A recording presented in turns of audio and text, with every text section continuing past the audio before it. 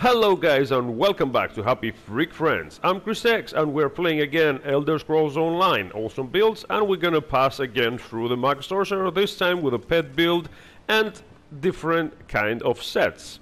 You can consider this build as an update from the last one from Max Sorcerer, which was more a sustained solo build. This one is focused on damage, so co-op with me and we're gonna pass as always through the race, the champion points, the gear, the skills, and of course the rotation. So for this build I'm using a Breton. Of course the most recommended one is gonna be as always the High Elf, and we are running with the Boon of the Thief, the Moonstone of the Thief. If you don't know where the Thief is located, one is on Eastmarch. You just have to go all the way down to the south of Eastmarch and you're gonna find the Thief over there. Now let's pass through the champion points.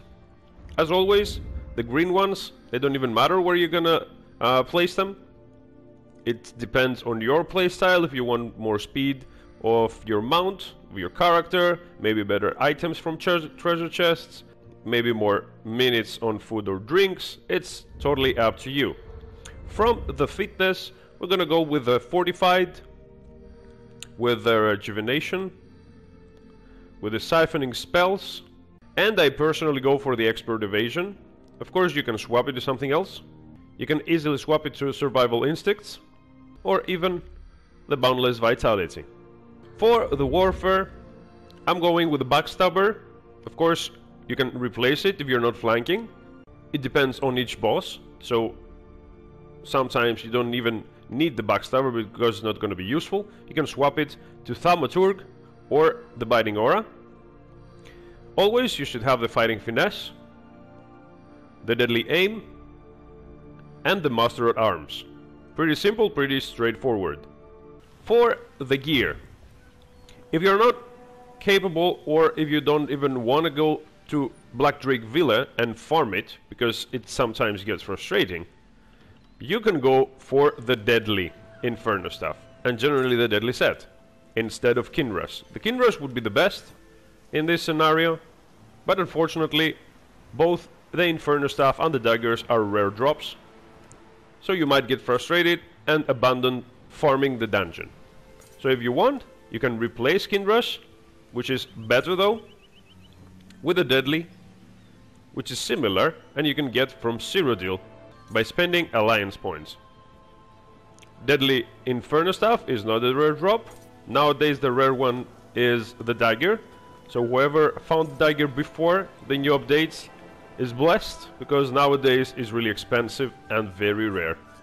So for this build we're going for the deadly Inferno staff or the daggers, if you have them. I got them, but I prefer to play as Inferno. Don't really care about the daggers because you don't need to stack light attacks. The daggers are mostly for the extra critical. The front bar Inferno staff should be glyphed with a flame damage and with a trait of precise. The jewelry, which also gonna be deadly, you have to add the spell damage enchantment to all three of them, as well as the bloodthirsty trait. For the back bar we're going for the Maelstrom Inferno staff with the weapon damage enchantment and the infused trait.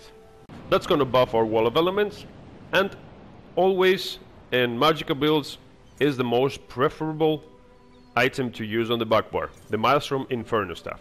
If you don't have it, you can farm pretty easily, I assure you, as soon as you will reach 160 CP, the Maelstrom Arena.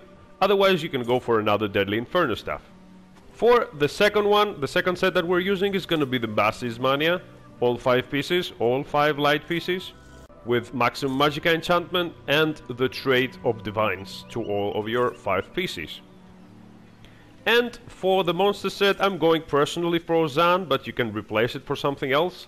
Zan is a hard to be obtained monster set. You can get it from the Scale Color Peak in Veteran. If you are not able or not really comfortable to go there, you can go for the Slime Crow from the Wayrest Sewers 1.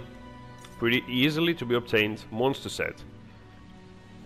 If you don't want to go for the Slime Crow, you can go for the Mother Internal from Banished Cells 2. And of course again you have to add maximum Magicka enchantment as well as divine straits. You can go for 1 or 2 medium pieces. I personally go for 1 medium and 1 heavy in order to get the buffs from the Undaunted skill line, from the passives. That's why I'm going for 5 light pieces, 1 medium, 1 heavy, so I can get all the buffs. Now let's go through the skills. Very simple skills, easy to get, easy to maintain. You just have to add a timer, but we're gonna speak about this next. So for the back bar, as well as the front bar, we're gonna have the Twilight Tormentor, as well as the Volatile Familiar. So they have to remain on both bars, otherwise they're gonna die as soon as you will swap bars. So 2 of the skills are gonna be, again, Volatile Familiar and the Twilight Tormentor. You're gonna need also the Critical Charge to give you that major brutality on sorcery. And if you like, you can get the Boundless Storm, so you can have a few resistances. The most important for the back bar, of course, is the Wall of Elements. Due to your Maelstrom Inferno stuff, it's gonna be even more buffed.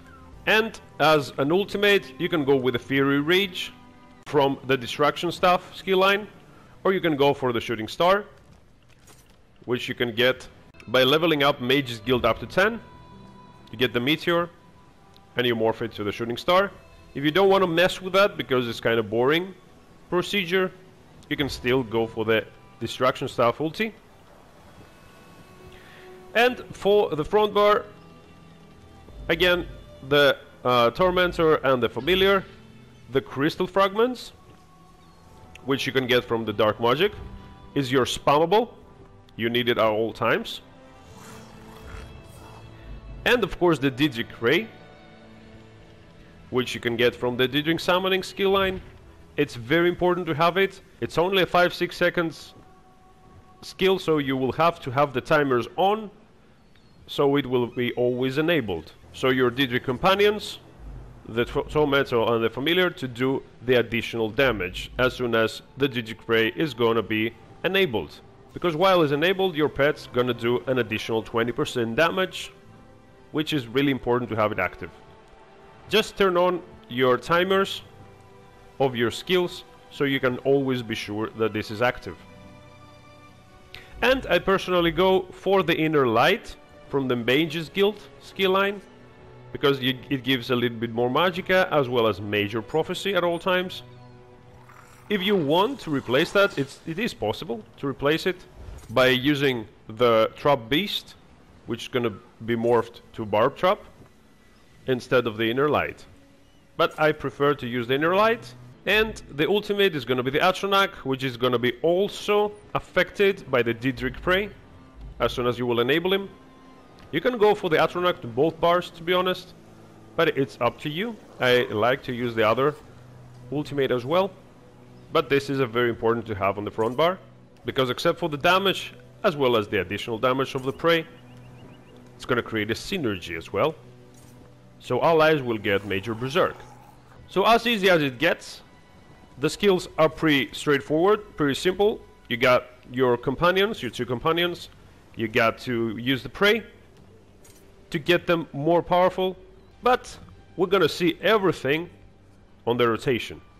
So the rotation is simple enough. You just have to start with Surge, with Boundless Storm, activate your pets, then Wall of Elements, then your ulti, then Prey, and then you spam the Crystal and light attacks.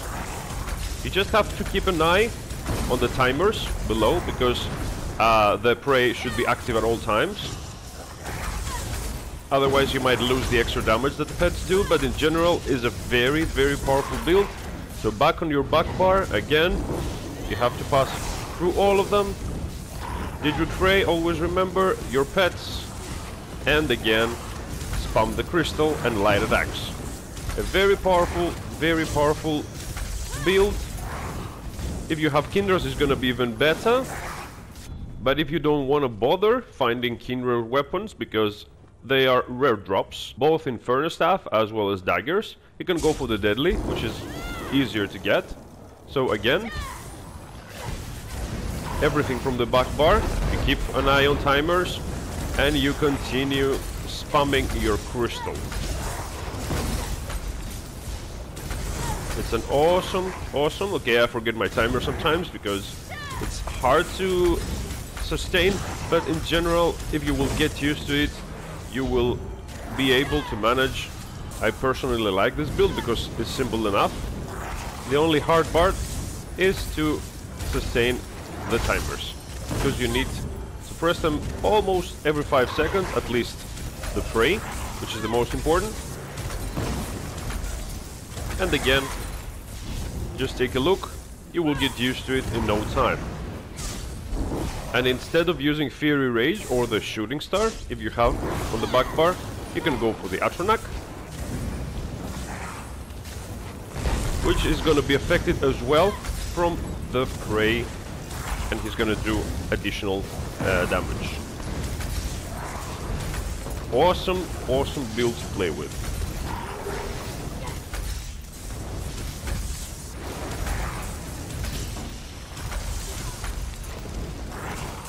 So that was the update for today. If you can consider it as an update, if you can consider it as a totally different build, yeah, I would totally agree with you, because it is a totally different build, because the other one that I've made was a sustain solo build. So this one is much more powerful. As soon as, of course, you will get Kinras, you can replace the Deadly, which is gonna be even better.